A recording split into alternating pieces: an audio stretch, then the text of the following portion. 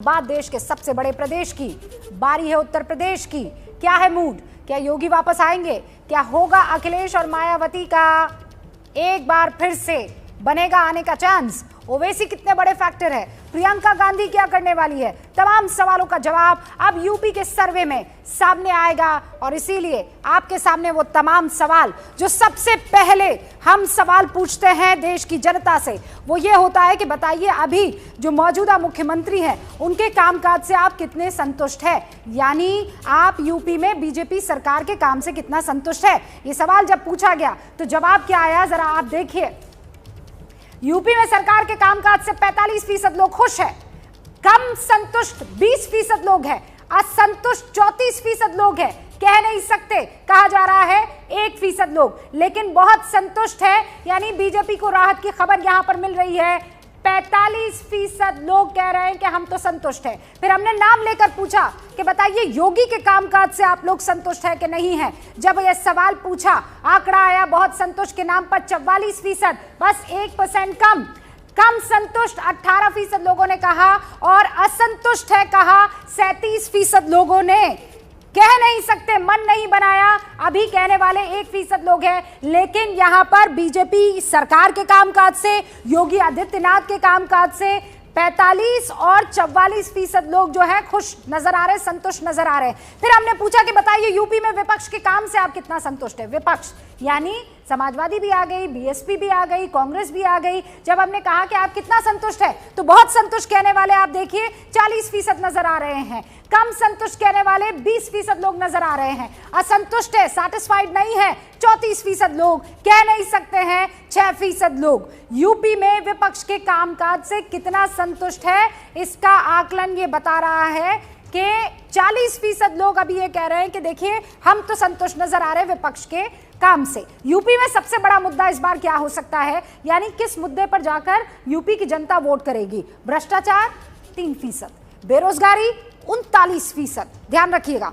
महंगाई 26%, किसान वाला मुद्दा मत भूलिए, सबसे बड़ा फैक्टर राकेश टिकैत वहां पर बॉर्डर पर जाकर बैठ गए थे, पंजाब से पूरा मसला उठकर यहां आ गया था, लेकिन उसके बावजूद किसान जो है वो 19% है, कोरोना 10% है, अन्य 3% है, यानी सबसे बड़ा मुद्दा आप भ्रष्टाचार और बेरोजगारी जो है उसको आप जोड़ दीजिए। भ्रष्टाचार, बेरोजगारी और महंगाई को अगर जोड़ दीजिए तो सबसे बड़ा मुद्दा बनकर आ रहा है। फिर किसको कितने सीट परसेंट, किसको कितने वोट परसेंट जो है वो मिल रहे हैं ये आपको बताएंगे। उससे पहले मैं चाहती हूं कि जो उत्तर प्रदेश से हमारे साथ खास मेहमान जुड़े हैं उनसे आपका तारुफ करवा देती हूं। अब तक आप जानते ही हैं प्रदीप जी हमारे साथ जुड़े हुए हैं, वरिष्ठ पत्रकार, अभिज्ञान प्रकाश वरिष्ठ पत्रकार हमारे साथ बने हुए हैं, यशवंत देशमुख सी वोटर के डायरेक्टर हैं ही, शांतनु गुप्ता राजनीतिक विश्लेषक हमारे साथ जुड़ चुके हैं, डॉक्टर एमएच खान साहब प्रवक्ता है बीएसपी के हमारे साथ जुड़ चुके हैं, राजीव राय साहब समाजवादी पार्टी के प्रवक्ता हैं जुड़ चुके हैं, सैयद असीम वकार साहब प्रवक्ता AIMIM के जुड़ चुके हैं। सबसे पहले राजीव जी आपसे शुरुआत कर रही हूं कि जो विपक्ष है उसके कामकाज से संतुष्ट 40% और योगी के कामकाज से संतुष्ट लगभग 44% के आसपास नजर आ रहे हैं, इसमें भी योगी आगे दिख रहे हैं।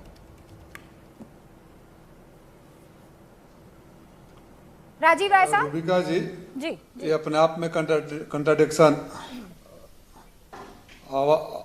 आवाज इको हो रहा है, एको ठीक कर लीजिए प्लीज। सर मैं ठीक करवाती हूँ, आप तब तक जारी रख पाएंगे अपनी बात? मैं कह रहा हूँ रूबिका जी हाँ। अभी बहुत जल्दी है और पहली बात कि जब उत्तर प्रदेश के आंकड़े आप देख रहे थे तो 40% लोग अगर विपक्ष के कामकाज से संतुष्ट हैं और जो आपने बेरोजगारी के 19% और बाकी के आंकड़े दिखाए, अगर सबको एक साथ रखा जाए तो निगेटिव फैक्टर ज्यादा होता है सरकार के अगेंस्ट। और बहरहाल मैं बिना किसी के इंटीग्रिटी पर या टेक्नोलॉजी पर या मेथोडोलॉजी पर सवाल किए हुए ये जरूर जानता हूं कि जैसे जैसे चुनाव आएंगे, जैसे पूर्व में इतिहास रहा है, मैं तो सी वोटर के साथ 2012 में भी बैठा था और एक ही स्टूडियो में हम दोनों लोग बैठे थे, तब भी कहा जाता था, फिर अभी बिहार का, महाराष्ट्र का, बंगाल का, पंजाब का, ये सब सामने उदाहरण है। तो जैसे जैसे चुनाव आएगा लोगों का आक्रोश बाहर आएगा और आक्रोश क्या है अभी आपने मुझे नहीं पता, मैं चाहूंगा कि उसको संज्ञान लें, इसको फीडबैक के रूप में लें। आप बोल रहे हैं भ्रष्टाचार सिर्फ 3% का मुद्दा है। भ्रष्टाचार की हालत ये है कि आज भी हमारे यहाँ, जैसे मैं एक छोटा सा उदाहरण दे लूं, पूरे प्रदेश को ये अपने आप में रिफ्लेक्ट करेगा। मऊ जिला जो है मेरा, हर गांव के पंचायतों के जो पैसे नाली, खड़ंजे, सड़क, हैंड पाइप, लाइट का है, वो पूरे के पूरे पैसे निकाल लिए हैं। एक अखबार समाचार पत्र प्रमुखता से छाप रहा है, जांच शुरू हो गया है। मंत्री जी वहां आए और मंत्री जी आने के बाद नीचे के सेक्रेटरी को सस्पेंड कर दिए, ऊपर के अधिकारियों को छोड़ दिए। वहां आक्रोश है। इस समय रूबिका जी आपके भी संज्ञान में लाना चाहूंगा कि प्रदेश के सरकार के मंत्री और अधिकारी एसी कमरों में बैठे हुए हैं, लेकिन लगभग 450 स्कूलों में बिजली काट दी गई है क्योंकि बिजली का भुगतान नहीं है। तो जिसके बच्चे स्कूल में तड़प रहे हैं, गर्मी में क्लासेस शुरू कर दिया गया है, वहां अगर भ्रष्टाचार मुद्दा नहीं है तो मैं चाहूंगा कि सी वोटर के जो आयोजक है इसका संज्ञान लेकर दोबारा करें। मैं किसी की भी विद्वता पर या बहुत किसी सारे की सर्वे होने हैं, ये तो शुरुआती मूड है। पर सवाल उठाते हुए फीडबैक दे रहा हूं। राय साहब, ये तो शुरुआती मूड है जो तो अभी आगे और बढ़ते जाने वाला है। और मेरे ख्याल से यशवंत देशमुख ने आपका फीडबैक ले लिया होगा। 30 सेकंड में यशवंत जवाब दे दीजिए, और उसके बाद जो भ्रष्टाचार के मुद्दे पर बात कर रहे हैं और बाकी तमाम आरोप लग रहे हैं, मैं चाहूंगी शांतनु जवाब दे, लेकिन 30 सेकंड यशवंत। देखिए, अगेन बात वही होती है कि सबसे बड़ा आपके जीवन में अभी सबसे बड़ी समस्या क्या है, मुद्दा क्या है, तो बेरोजगारी। अगर यही सवाल जब हम आज से 6 महीने पहले पूछ रहे थे, उस समय प्राण के लाले पड़े थे कोविड के कारण, हर कोई कोविड के हाहाकार को सबसे बड़ा मुद्दा बता रहा था। आज इस समय बेरोजगारी और महंगाई बता रहा है। कल के दिन क्या बताएगा ये कल पता लगेगा। कल का हम प्रोजेक्शन तो नहीं कर सकता, हमारा ट्रैकर है। जो आज का मूड है हम आज बता रहे, कल जो मूड होगा हम बताएंगे ही बताएंगे, जैसे जैसे चीजें बदलेंगी। लेकिन इतना जरूर तय दिखाई दे रहा है पूरे उसमें कि जो अपोजिशन का हाल है वो ही ज्यादा प्रॉब्लमेटिक है। बीजेपी को हराने के लिए या बीजेपी के खिलाफ कोई एक कंसिस्टेंट तरीके से कोई स्ट्रेटेजी बनाने के लिए अभी तक भी कोई बहुत बड़ा मोबिलाइजेशन अपोजिशन कर रहा है, ऐसा दिख नहीं रहा है। ओके, मैं बहुत साफ तौर पे बोलना चाहूंगा। उत्तर प्रदेश में अभी कल्याण सिंह जी नहीं रहे, जो सबसे बड़े नेताओं में से एक जिनकी सबको इज्जत करता है, नेताजी यानी मुलायम सिंह यादव जी। मुलायम सिंह यादव जी के एग्रेशन या उनके काम का अगर 10% भी, 1% भी प्रॉपरली अगर अभी की लीडरशिप समाजवादी पार्टी की अगर ग्रहण कर लेती और सारे जिले नाप रही होती लीडरशिप, तो ये नतीजे बिल्कुल उल्टे होते सपा के पक्ष। हाँ, तो कुल मिलाकर बात वहीं पर आ रही है कि विपक्ष कमजोर दिखाई दे रहा है और इसीलिए इसका फायदा जो है बीजेपी को मिल रहा है, बावजूद इसके कि बेरोजगारी 29% लोगों के लिए बड़ा मुद्दा, 39% लोगों के लिए, महंगाई 26% लोगों के लिए और किसान 19%। यशवंत ने दिखाया 40% लोग विपक्ष के काम से संतुष्ट हैं। तो कहावत है ना कि आप कुछ न कीजिए तो कोई गलती नहीं होगी। तो विपक्ष ने 4.25 साल में कुछ किया ही नहीं। समाजवादी पार्टी जो अभी राय साहब क्या कह रहे हैं कि अभी बहुत जल्दी है, अरे 4 महीने में नोटिफिकेशन हो जाएगा चुनाव का। मुझे एक पॉइंट और सवाल ये है कि याद कीजिए कि 2007 में जब मायावती की सरकार बनी थी तो 2007 से 2012 के बीच में मुलायम सिंह ने क्या किया था, किस तरह से लड़ाई लड़ी थी, कितने लोग जेल गए थे, कितने लोगों को लाठी पड़ी थी समाजवादियों को। वैसा 4 साल में कुछ दिखाई दिया है क्या? पूरे कोरोना के दौरान अखिलेश जी कहीं बाहर निकले हैं क्या? ओके, राय साहब इसका जवाब देंगे, लेकिन 30 सेकंड्स। अभी क्या नहीं, मेरा पॉइंट, बल्कि ये सही बात है जो 40% का पॉइंट है। मैं एक्चुअली तो यशवंत जी और प्रदीप जी दोनों से इत्तेफाक नहीं रखता। मुझे चूंकि सच में विपक्ष ने कुछ नहीं किया है, तो 40% लोग भी अगर सेटिस्फाइड नजर आ रहे हैं कि वहां पर ऑपोजिशन है। सवाल यही पूछा जा रहा था ना कि विपक्ष कहाँ है उत्तर प्रदेश में, तो अगर 40% लोगों को विपक्ष नजर आ रहा है तो ये मेरे हिसाब से बड़ी बात है, क्योंकि ग्राउंड पे सच में विपक्ष की बहुत कमजोरी आ रही है। ये विपक्ष किसकी वजह से नजर आ रहा है? 40% भी बहुत बड़ी बात है। मायावती की वजह से या असदुद्दीन ओवैसी की वजह से? असीम वकार साहब।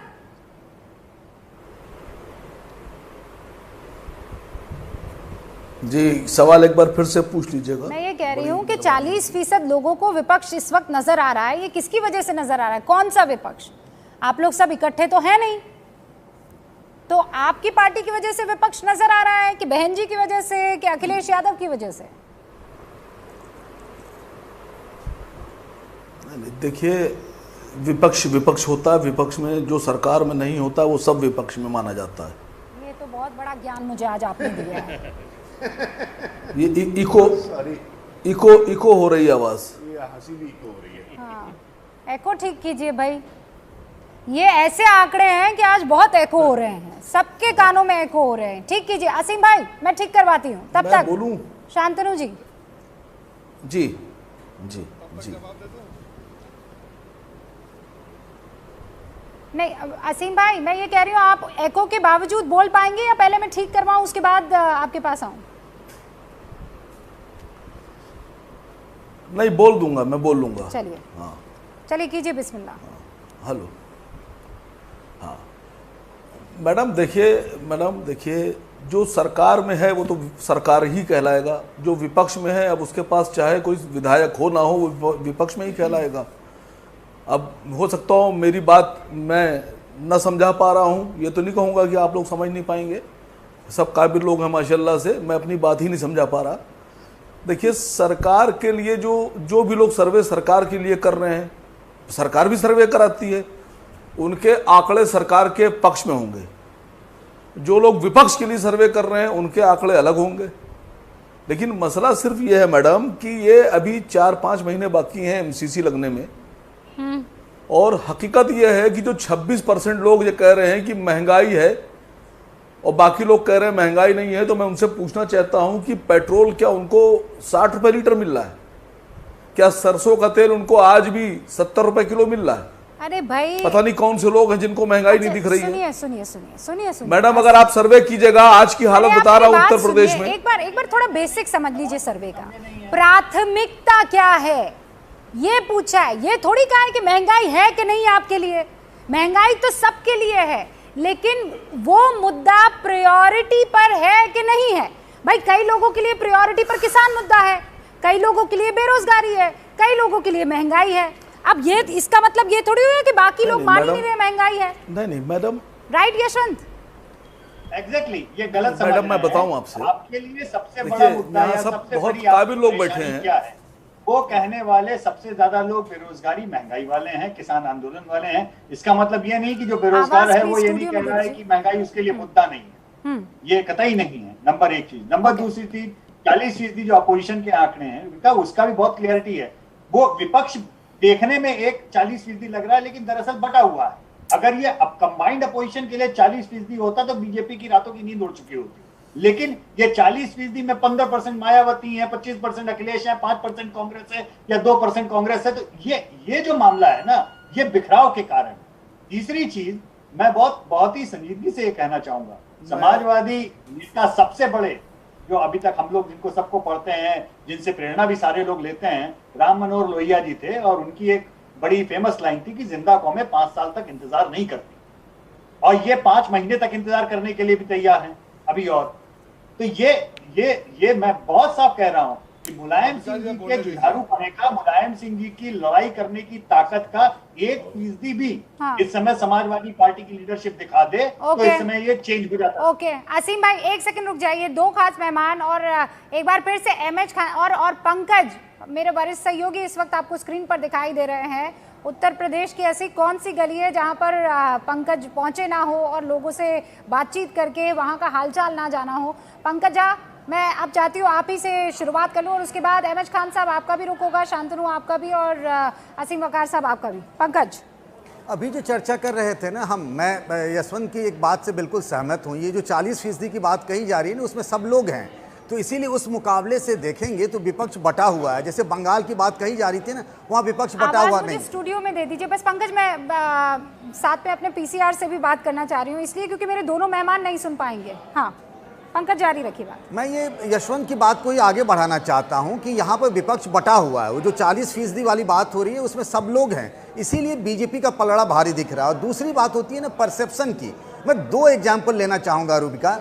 जब कोविड हुआ योगी आदित्यनाथ को, उसके बाद जैसे ही ठीक हुए 14-15 दिनों बाद वो तमाम ज़िलों में जाकर के वो इलाकों का दौरा करने लगे, इंतजाम देखने लगे। कोरोना की महामारी के दौरान उनकी बड़ी निंदा हुई थी। दूसरी बात अभी का आप देख लीजिए, यूपी के कई जिलों में बाढ़ है, तो वो थोड़े से एक्टिव, सुपर एक्टिव दिखते हैं। हाल फिलहाल के दिनों में अखिलेश यादव से भी सवाल हुआ था कि आप सब योगी आदित्यनाथ सवेरे 4 बजे उठकर काम करने लगते हैं, तो उन्होंने कहा था मजाक में ही कि हम तो उतने उससे भी पहले उठ जाते हैं, भजन करने लगते हैं। लेकिन क्या होता है ना, ऑप्टिक्स बहुत बड़ी चीज़ होती है राजनीति में, तो उसमें ऐसा लगता है कि योगी एक्टिव मूड में दिखते हैं, मौसम में दिखते हैं। अभी आप थी रूबिका, शिवपाल यादव ने क्या कहा था कि समाजवादी पार्टी में आजकल संघर्ष नहीं होता है, इन सब का बहुत असर पड़ता है और ये बातें मायने रखती है चुनाव में। हाँ, और जब बात हो रही है, एमएच खान साहब आप सुन रहे हैं, चर्चा अखिलेश यादव की हो रही है, मुलायम सिंह यादव की हो रही है, योगी आदित्यनाथ की हो रही है। बहन जी का नाम अगर लिया तो मैंने 2 बार लिया बस। कहाँ है मायावती जी?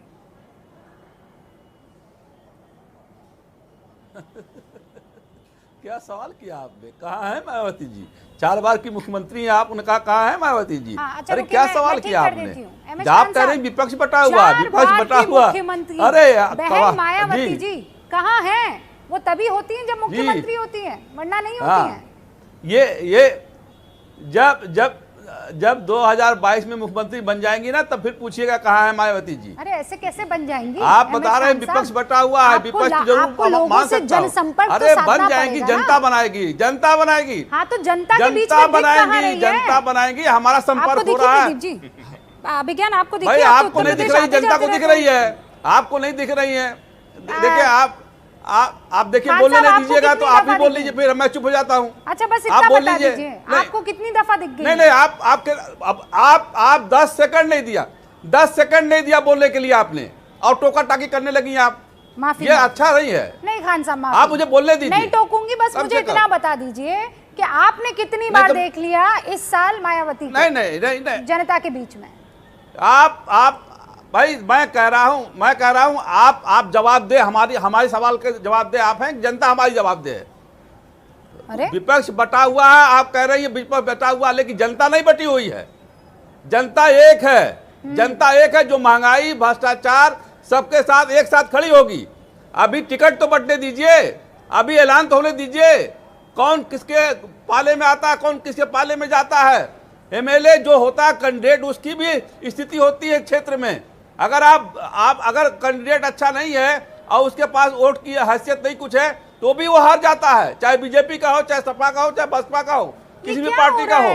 अभी चुनाव आने दीजिए और टिकट बंटने दीजिए। अरे खान साहब, वो उधर मेरे एक और एमआईएम के प्रवक्ता साथी, बहुत जल्दी है खान साहब, मेरी बात बहुत सुनिए। जल्दी है। मुझे राजनीतिक शास्त्र क्यों पढ़ाया जा रहा है आप लोगों की तरफ से? मैंने आपसे सिंपल सवाल पूछा, 2021 में मायावती जी लोगों के बीच में कितनी दफा दिखी है? मुझे आप बता दीजिए, आप बता दीजिए, आपको कितनी दफा दिखी हैं? भाई ये सवाल आप सवाल ये जो है, ये आप मुझसे नहीं पूछ सकती, जनता मुझसे पूछ सकती है। अरे जनता मुझसे पूछ सकती है, जनता के बीच में हम हैं, बहन जी हैं। कोरोना के पीरियड में आपसे क्या पता, पूछने का पता? अच्छा, सबसे बड़ी ह्यूमन ट्रेजेडी का जो पीरियड था, जनता सवाल, उसमें कहाँ नजर आई? खान साहब, जनता सवाल पूछने आ गई तो आप जानते हैं ना, उनके जनता के बीच में हम हैं, जनता के बीच में हम हैं, उन्हीं के सवालों को पूछते हैं। कहिए कि मुझे नहीं पता जनता है, के बीच में खान हैं, साहब बोल जनता के दीजिए मुझे नहीं प्रतिनिधि दिखी है, हैं। एक मर्तबा भी कह दीजिए नहीं ना। पता है हमें, मुझे पता है वो दिखती हैं, बराबर दिखती हैं।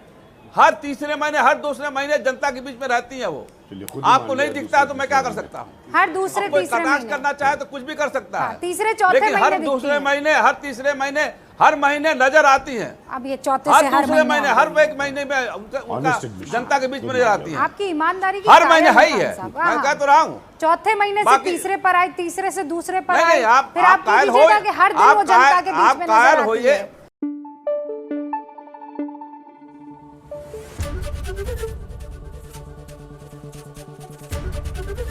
एबीपी न्यूज आपको रखे आगे।